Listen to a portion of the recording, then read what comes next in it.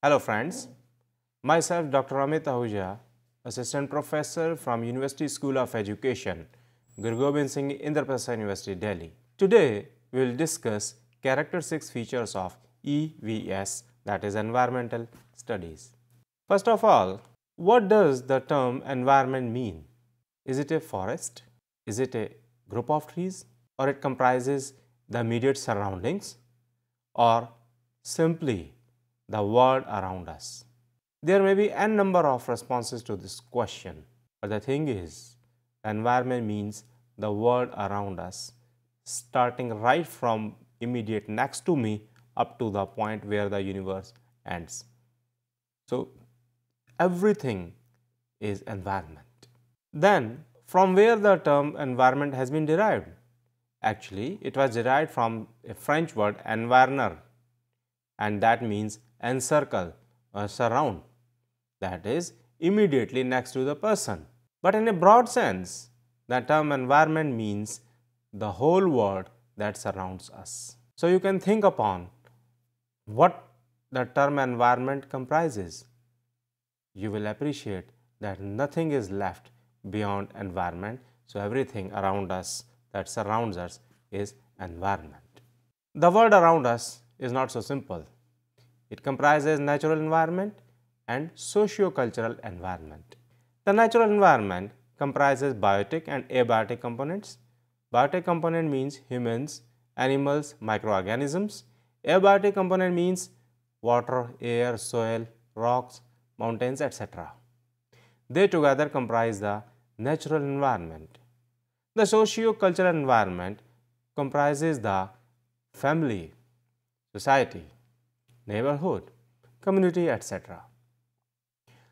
The rituals, the traditions, norms, values that are practices prevalent in that society actually constitute the socio-cultural environment of that area. Then, what is the nature of environment? Environment is not a simple entity, it's a whole. It cannot be divided into watertight compartments, or it cannot be divided into segments. It's a whole. It's dynamic. It's never at rest. Another thing is it is continuous. That is, it's not discrete. And another thing is it is indivisible. Again, more or less similar to the fact that it is whole, that it cannot be divided. It cannot be cut into different pieces, but it exists as a whole in which all the parts or the units work. The examples of environment include, now in a further sense, it may be natural, artificial and socio-cultural. The natural environment means the environment or the surroundings that were made by nature, that is mountains, rivers, forest, sea, land are natural in nature. Artificial means the environment that was developed by humans, like buildings, roads, a room, an AC room. Even it's an example of artificial environment. But the socio-cultural environment comprises the prevalent social practices in that society. So that comprises socio-cultural environment. Environment as a system includes physical, geographical, biological, socio-cultural, political and economic subsystem. That is just previously discussed. Environment is whole and is continuous in nature, and it is indivisible because it comprises these much subcomponents, subsystems, that is physical, geographical. Physical means that is in terms of that can be physically verified, that are physically seen. Geographical means lands that stand distant apart. Biological means all these biotic components that discussed earlier also. Socio-cultural, social norms prevalent. Political, that is what political ideology prevails here, like democracy, aristocracy, communism, etc. Economic subsystem, that is it a closed economy? Is it an open economy, etc.? So all these constitute in a broad sense the term environment. And you see all these directly or indirectly, individually or in conjunction influence the humans are the survivor of that environment. Now, what is the relationship between environment and humans?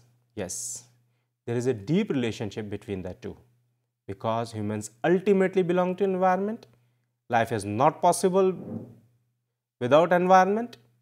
Humans survive in environment, so a belongingness on the part of humans is there with respect to environment. Humans grow up in environment, yes. When they survive, definitely they grow up as a measure of life. So the concept of growth operates in environment. Without environment, there is no growth. Or speaking in other words, if there is no growth, then we must probe the environmental aspects. What's wrong there, as it's not leading to growth of the organism. Humans learn from the environment, yes. Environment must be meaningful. It should not exist as such. Things should not exist as such, but that things should exist in context with meanings. So that is, human must learn from environment. Even a natural calamity or some disaster is observed, then we learn how to overcome that, how to minimize those disasters or calamities also. So even such kind of learning may take place. Environmental studies. Now, if we focus on the term EVS, environmental study, it's a way of learning and it's a multidisciplinary in nature, that it's not a subject in itself own, but it's a way of learning. And it comprises sciences and social sciences in broad terms. Another thing is that humans explore human interaction with the environment. So that means the domain is dynamic in nature. It does not study the humans and environment as separate entities, but explores, probes, studies them in relation to each other. How does human influence environment and in what terms they are influenced by the environment? EVS requires teachers to provide multiple opportunities to children to interact with the environment. Yes, children are innocent by their nature. However, they are curious by nature, they are ready to learn and they are capable of learning. So, we should not leave the things to them as such, but teachers as a facilitator of knowledge, as a co-constructor of knowledge, should facilitate them in providing the multiple opportunities so that the child may interact with the environment, and hence even environment may prove a learning source for them also.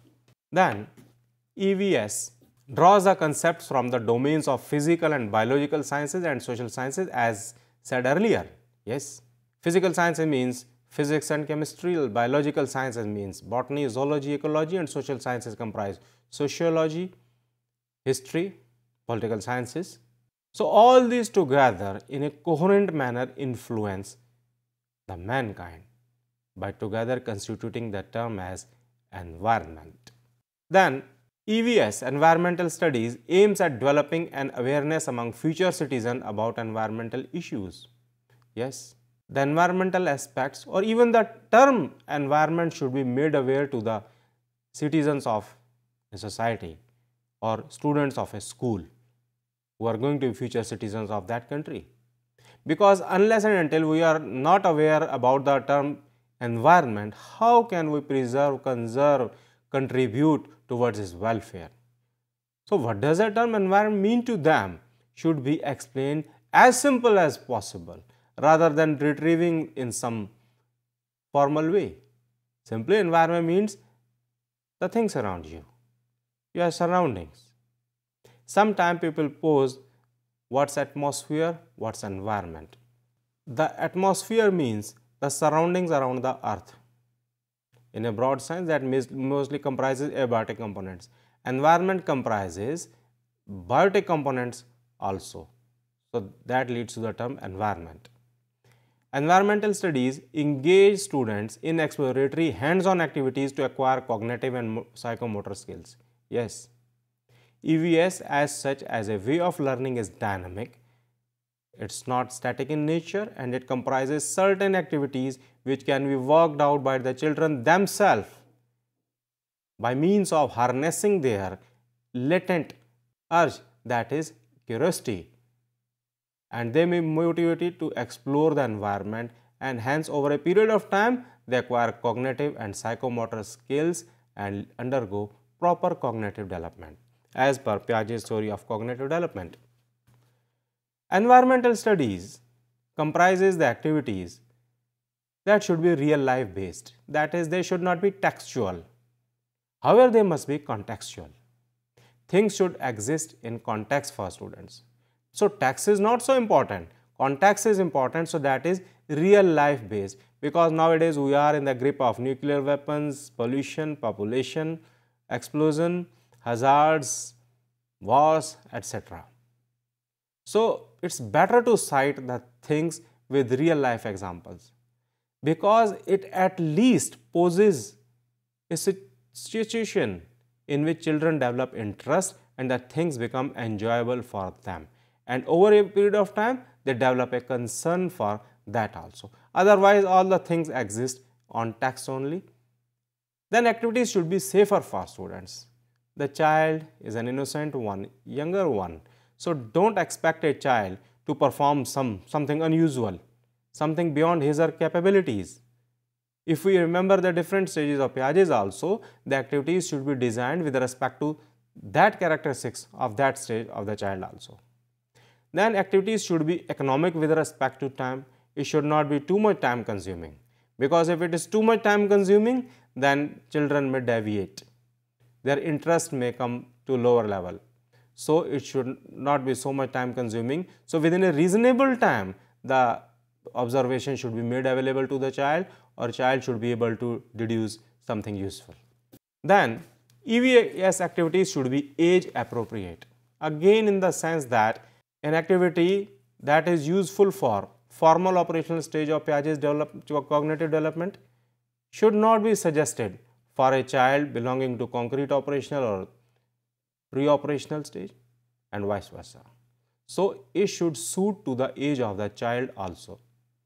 Then all the activities should focus on child's experiences. Yes, what experience they will derive, how experience they will derive, and second, previous experiences of the children should be incorporated in devising the new activities, so that a sense of meaningfulness persists there. Then, and above all, EVS activities should pertain to all students. For example, a definite amount of interest should also be there that suits all. Sometimes children from this much background, this much socio-cultural status, etc. don't find any interest in activities designed for the whole class, because they said that doesn't belong to them. For example, a child residing in rural area may not develop interest in exploring the factories, instruments, etc. that may lead to pollution also. Reverse is also true for a child residing in urban area may not develop proper interest for agriculture and related aspects. So, it's a job of the teacher to bring the true extremes together by developing a degree of cohesion between them, by citing relevant examples, relevant citations. EVS should comprise a teaching learning situation that focus on attitudes and values with respect to knowledge and information. Teaching learning of EVS must focus on attitudes and values with respect to knowledge and information. That is, if there is information, can it be processed to lead to knowledge? If there is knowledge, then is it a valid knowledge that was constructed, or can it be practiced over the period of time so that a wisdom is developed? So, EVS should focus on all these aspects. Environmental studies should incorporate those teaching methods that allow children to work together. That is, cooperative learning. Cooperative spirit is developed among the learners, because ultimately man is a social animal. So, to contribute towards the welfare by adjusting into the society, it should begin since very early. That is the classroom. And even that in classroom, primary stage is the best one, and EVS not being a discipline but way of learning is the one of the most powerful domain that can cater to this. EVS must examine multiple viewpoints. Yes, there should not be definite closed-ended responses or answers to anything.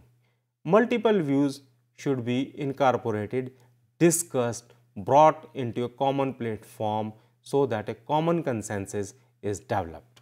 Teaching methods must allow the children to link concepts to their real lives, that is, things exist in conjunction with others, that the things don't exist in isolation. Things don't exist in vacuum. Things exist for others also. Only then a meaningfulness is developed.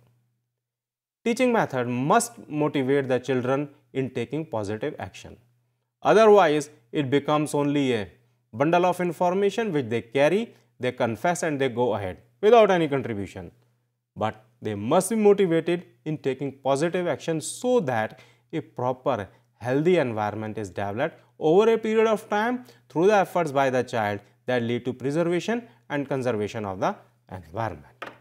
Then, environmental study for a problem or an issue as a tool, it must promote introspection.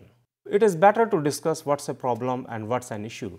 Problem means anything that disturbs an individual and problems are solved. Issue means that are addressed, they exist as such. So what's there? A problem or an issue? Whatever it is, then EVS as a tool must promote introspection for that. Is it able to do so? Only then it's a true way of learning, otherwise not. So the first requirement is, can it develop a degree of introspection among learners? Reflection is another domain where the children need to reflect what's going on. After that, discussion. They should undergo discussion. Otherwise, reflection at their own ends will not survive. So, degree of discussion, democratic discussion must prevail there. That is, only I am right, you are wrong should not be followed. We should assert, we should accept, we should reject. Then we should arrive at a common consensus. Such kind of atmosphere, classroom learning environment must prevail there. Decision. After introspection, reflection, discussion, is the class or the group of the student or even a student is able to arrive some decision. Only then that EVS as a tool is successful. Otherwise, it may lead to different aspects. Even it may lead to confusion on the part of learner also. So, all these four aspects should be practiced with great care. Then after that, environmental studies, by being a way of learning, must enable the students in understanding their role with respect to their environment. First of all, they must realize that they are a part of environment. Environment doesn't exist in exclusion to them. They are for environment, environment is for them. So, we summarize whatever we have done so far. Environmental study is a way of learning. It comprises, and the environment has been derived from the French word environner, that means our surroundings. Environment may be natural, artificial, socio-cultural, and EVS as a dynamic way of learning must enable the children to introspect, reflect, discuss and arrive at a decision so that they are able as a responsible citizen able to contribute towards the preservation and conservation of the environment. Thank you very much.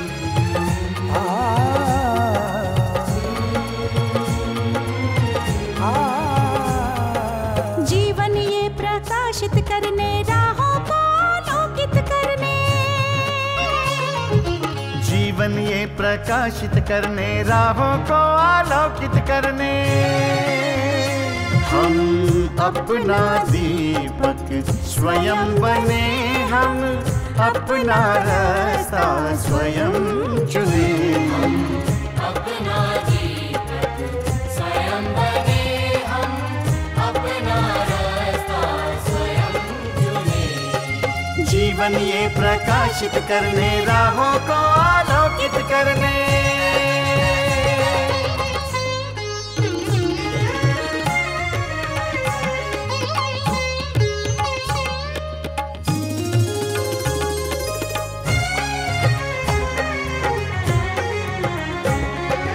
धन साधन समय की सीमा से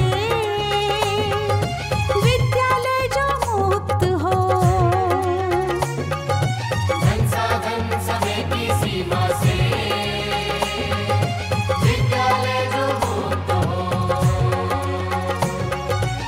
कभी पढ़े हम कहीं पढ़े वे विषय की लोच से युक्त हो। कभी पढ़े हम कहीं पढ़े वे विषय की लोच से युक्त हो। मित्रों हम उठे और जागे, मंजिल आने की ध्वनि सुने हम, अपना दीपक स्वयं बने हम, अपना रास्ता स्वयं चुने। जीवन ये प्रकाशित करने, राहों को आलोकित करने।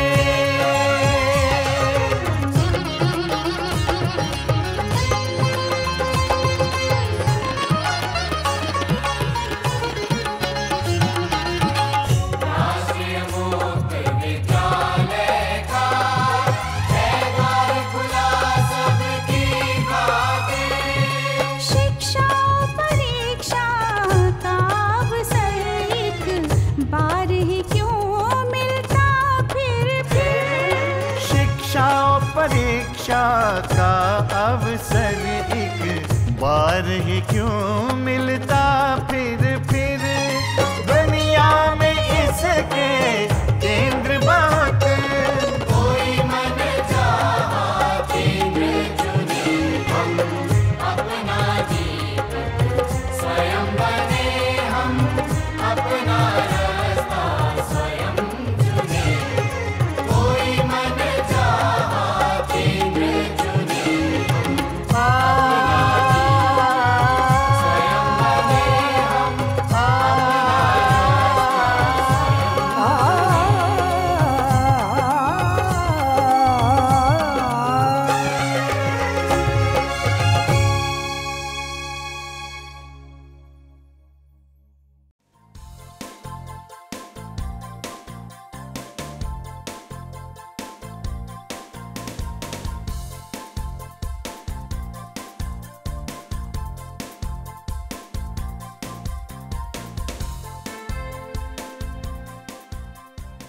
घर बैठे पाएं राष्ट्रीय मुक्त विद्यालय शिक्षा संस्थान यानी NIOS में एडमिशन, वो भी एकदम आसान तरीके से, जिससे शिक्षार्थियों को होगी समय और धन दोनों की बचत। NIOS से शिक्षा कभी भी कहीं भी। शिक्षार्थियों, क्या आप जानते हैं NIOS में एडमिशन लेने का सरल और सुगम तरीका, जिससे शिक्षार्थियों को ऑनलाइन प्रवेश लेने में सहूलियत मिलती है। NIOS में प्रवेश की प्रक्रिया पूर्णतया ऑनलाइन है। शिक्षार्थी घर बैठे इंटरनेट द्वारा प्रवेश के लिए सबसे पहले NIOS की वेबसाइट www.nios.ac.in पर लॉगिन करें। अपना ईमेल आईडी और पासवर्ड डालकर अपना पंजीकरण करें। पंजीकरण के बाद लॉगिन करने पर ऑनलाइन प्रवेश हेतु आवेदन पत्र खुलेगा। आवेदन पत्र को निर्देशानुसार भरें और प्रिंट आउट लें। इस प्रिंट आउट पर अपनी फोटो संलग्न करें। ऑनलाइन प्रवेश के लिए शुल्क हेतु भुगतान के तरीके हैं: क्रेडिट कार्ड के द्वारा, डेबिट कार्ड के द्वारा, राष्ट्रीयकृत बैंक के ड्राफ्ट के माध्यम से, जो कि सचिव NIOS नई दिल्ली या नोएडा के पक्ष में देय हो।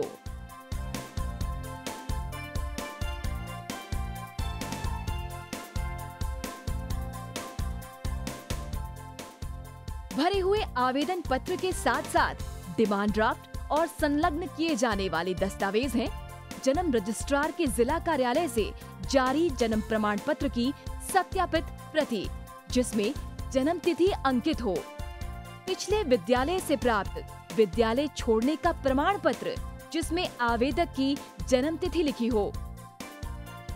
प्रवेश फॉर्म का प्रिंट आउट NIOS के संबद्ध क्षेत्रीय केंद्रों पर 10 दिनों में पहुंच जाना चाहिए, अन्यथा उचित दस्तावेज न लगे होने पर आवेदन फॉर्म रद्द किया जा सकता है। प्रवेश प्रक्रिया की पुष्टि होने के बाद शिक्षार्थियों को परिचय पत्र व अध्ययन सामग्री डाक द्वारा तुरंत पहुंचाई जाती है।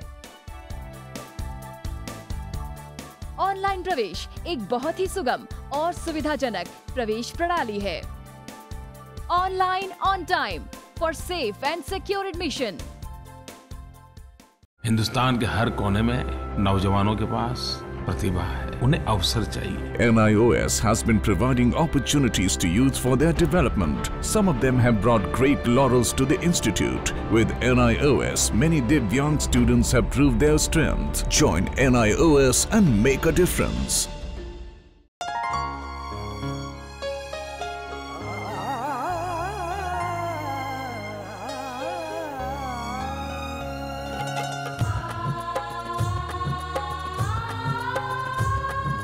जीवन ये प्रकाशित करने, राहों को आलोकित करने, हम अपना दीपक स्वयं बने, हम अपना रास्ता स्वयं चुने।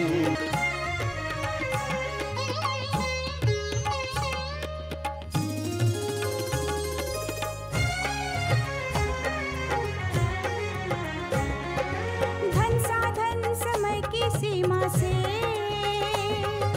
विद्यालय जो मुक्त हो, धन साधन समय की सीमा से विद्यालय जो मुक्त हो। कभी पढ़े हम कहीं पढ़े, वे विषय की लोच से युक्त हो। मित्रों हम उठे और जागे, मंजिल आने की ध्वनि सुने, हम अपना दीपक स्वयं बने, हम अपना रास्ता स्वयं चुने। कोई मन चाहा केंद्र चुने, स्वयं बने, हम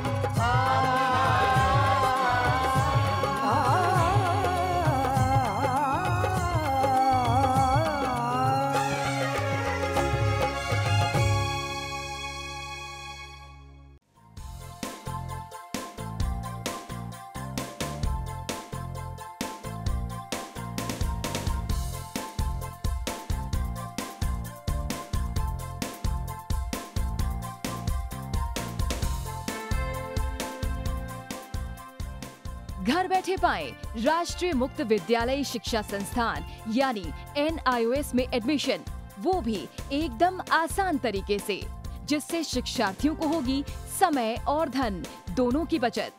NIOS से शिक्षा कभी भी कहीं भी। शिक्षार्थियों, क्या आप जानते हैं NIOS में एडमिशन लेने का सरल और सुगम तरीका, जिससे शिक्षार्थियों को ऑनलाइन प्रवेश लेने में सहूलियत मिलती है। NIOS में प्रवेश की प्रक्रिया पूर्णतया ऑनलाइन है। शिक्षार्थी घर बैठे इंटरनेट द्वारा प्रवेश के लिए सबसे पहले NIOS की वेबसाइट www.nios.ac.in पर लॉगिन करें। अपना ईमेल आईडी और पासवर्ड डालकर अपना पंजीकरण करें। पंजीकरण के बाद लॉगिन करने पर ऑनलाइन प्रवेश हेतु आवेदन पत्र खुलेगा। आवेदन पत्र को निर्देशानुसार भरें और प्रिंट आउट लें। इस प्रिंट आउट पर अपनी फोटो संलग्न करें। ऑनलाइन प्रवेश के लिए शुल्क हेतु भुगतान के तरीके हैं: क्रेडिट कार्ड के द्वारा, डेबिट कार्ड के द्वारा, राष्ट्रीयकृत बैंक के ड्राफ्ट के माध्यम से, जो कि सचिव NIOS नई दिल्ली या नोएडा के पक्ष में देय हो।